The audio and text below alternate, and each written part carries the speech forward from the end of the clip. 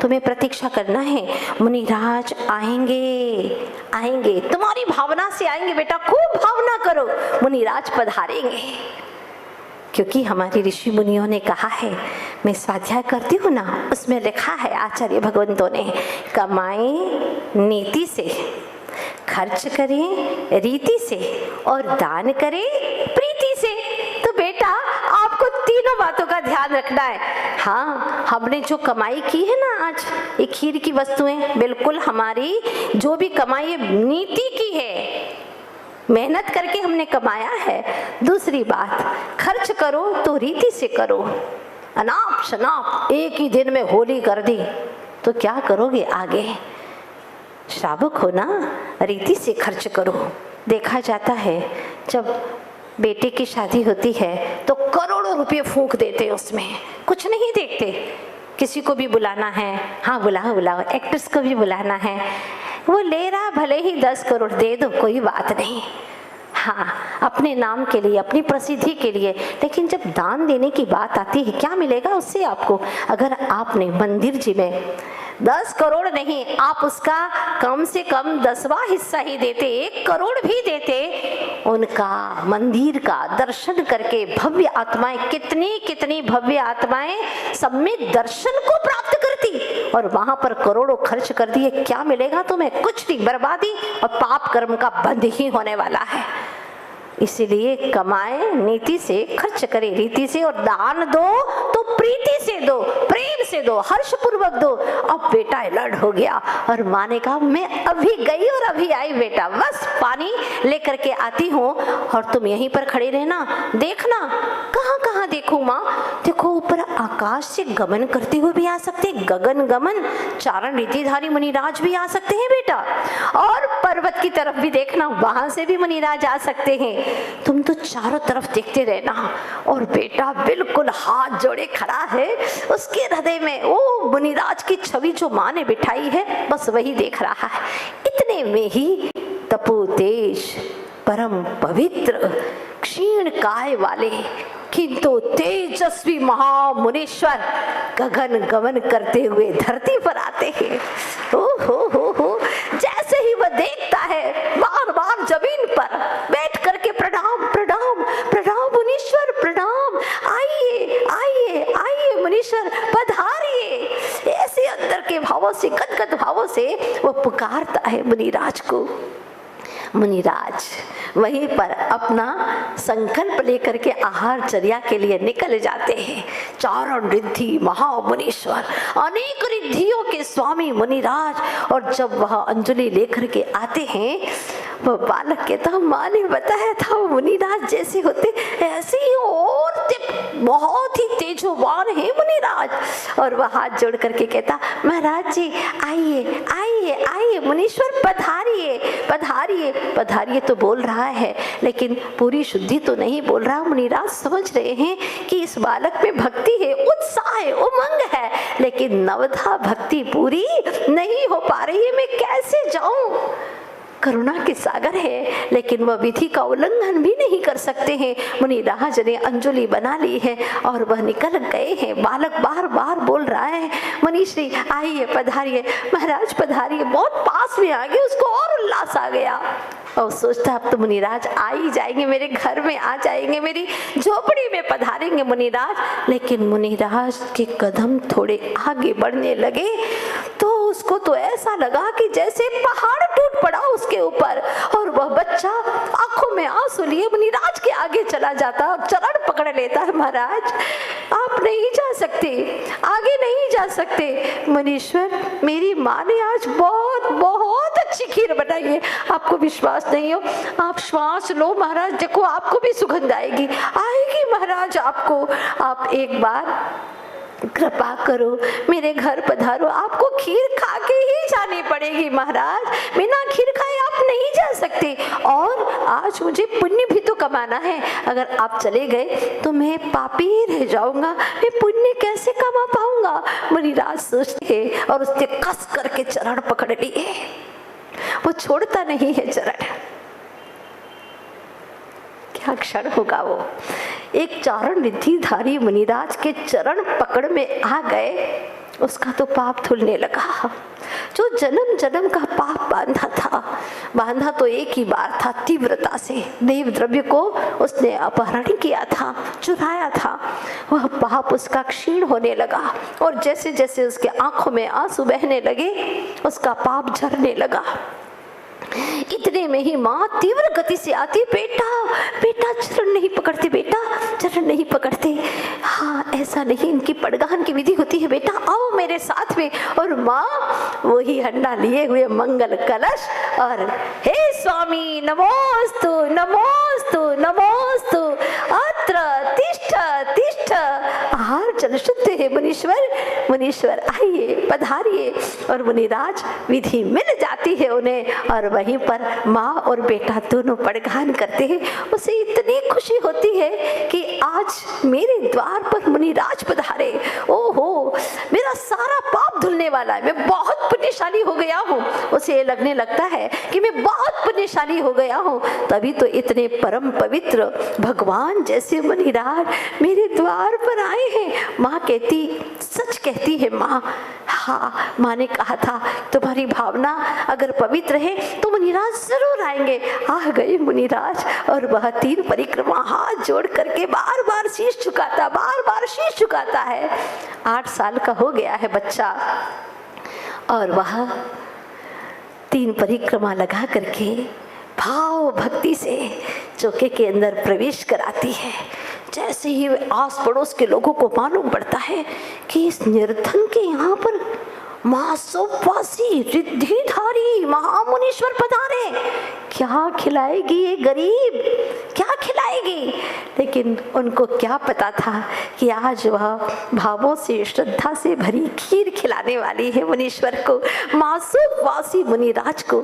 और वह अपने घर में अंदर विराजमान करती है, मुनिराज को उच्चासन पर बिठाती है। और तो कुछ था ही नहीं उसके पास में, जो था उसी से पूजा करती है, चावल थे उसके पास में, हल्दी थी, केसर था, बस ऐसे ही भावों के साथ में। और मुनिराज उसकी भावों भरी पूजा को स्वीकार करते हैं।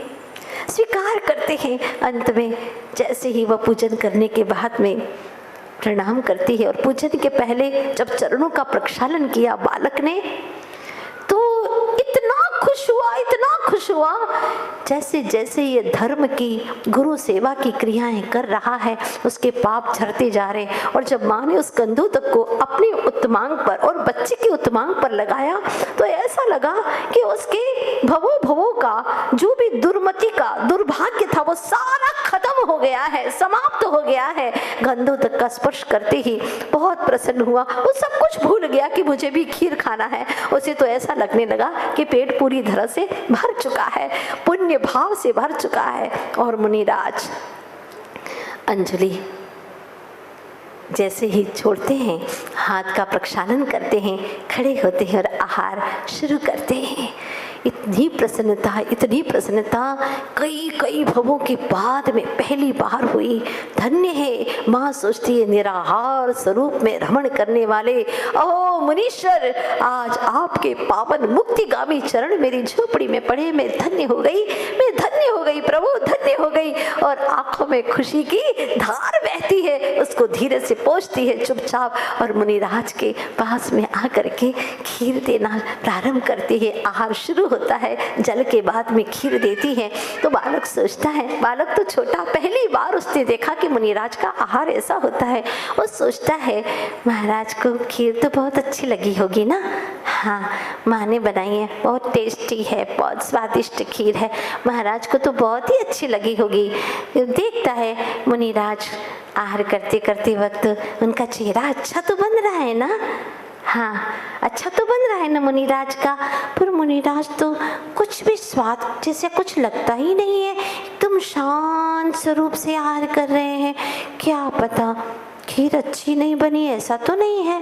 नहीं, माँ ने कहा था कि मुनिराज तो समता स्वरूपी होते हैं, शांत भाव, न राग होता उन्हें, न द्वेष होता उन्हें, ऐसे भगवत स्वरूप होते हैं। वाह मैं तो आज धन्य हो गया। और वह मुनिराज के मुखारविंद को देखता रहा, पूरी तरह से वह मन से, वचन से, काया से, कृतकारी तनुमोदना से अच्छे से आहार कराता रहा। मेरा तो मन ये है कि आहार चलता रहे, है ना। कितनी शुभ बेला है, इसको रहने देते हैं। महामुनीश्वर है ना, रीतिधारी मुनीश्वर, आप भी आहार दे दो ना जी भर करके। कई भवों के बाद में आपके भी सौभाग्य में ये अवसर आया है, आप लोग भी आहार दीजिए। फिर कल मिलते हैं अपन, पता नहीं क्या होने वाला है, कुछ अच्छा ही होगा। आहार दे दिया ना, बड़े दिनों से आप बेसब्री से प्रतीक्षा कर रहे थे, खीर कब बनेगी, खीर कब बनेगी। अभी अकृत पुण्य को खीर खाने को नहीं मिली है और उसको इच्छा भी नहीं है, कोई इच्छा नहीं अब खीर खाने की। मुनिराज को दे दी ना खीर, बस मेरा तो पेट भर गया, बहुत खुश हो जाता है। और अभी आहार चल रहा है, चलने दो, 24 घंटे तक आहार चलेगा, आप उतना ही पुण्य का बंध करेंगे। हाँ, मुनिराज रात में आहार नहीं करते, वो तो अंतर्मूर्त की बेला में ही कर लेते, लेकिन इस पवित्र बेला को मैं चलने देना चाहती हूँ। मुनिराज का आप सब लोग आहार देखना देना, पर दिन ही दिन में, ठीक है ना। हाँ, रात में सपने देखना, फिर देखते हैं कल कितना अच्छा। यहाँ पर एक बहुत सुंदर कुछ घटना घटने वाली है, बहुत अद्भुत घटना घटने वाली है, देखते हैं। ये कहानी आगम की है, पुराण की है। तकदीर से लड़ाई इंसान की, ये कहानी है जी आगम पुराण की।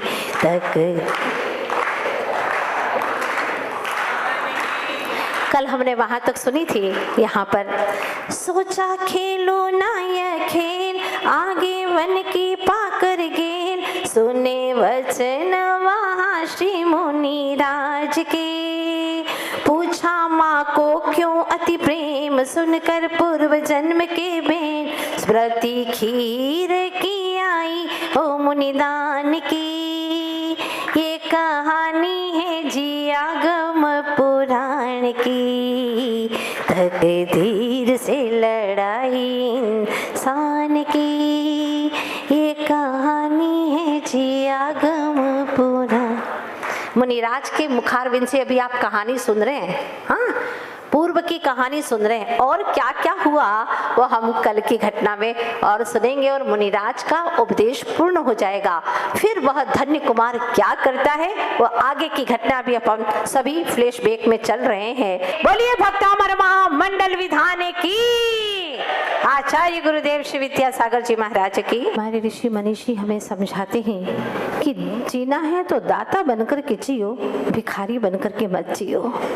क्योंकि अगर मनुष्य दाता नहीं बनता है, दान नहीं देता है, तो उसमें और जानवरों में कोई अंतर नहीं होता। मनुष्य और जानवर के, मनुष्य दान करता है, भक्ति करता है, प्रभु की आराधना विशेष रूप से करता है, चारित्र को अंगीकार करके अपने आप में रमण करता है और मुक्ति धाम को प्राप्त करता है।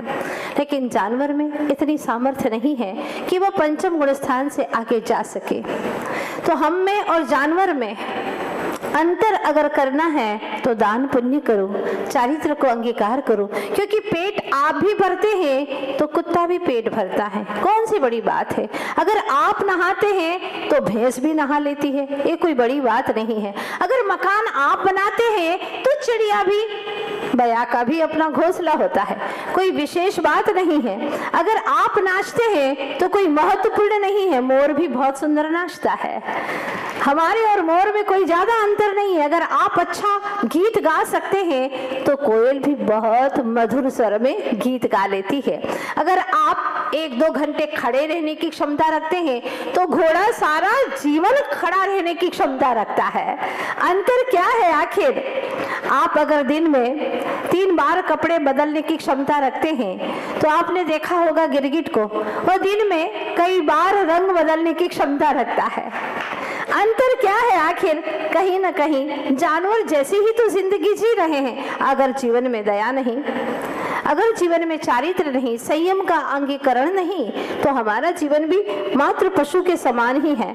मनुष्य के अंदर प्रेम होता है, दया होती है, दान होता है और उसके जीवन में विशेष संयमाचरण का जो जीवन होता है और महत्वपूर्ण चीजें अगर सामान्य देखा जाए तो मनुष्य के अंदर मुस्कान दी है, जो कि पशु नहीं मुस्का सकते। कभी देखा आपने बड़े गौर से?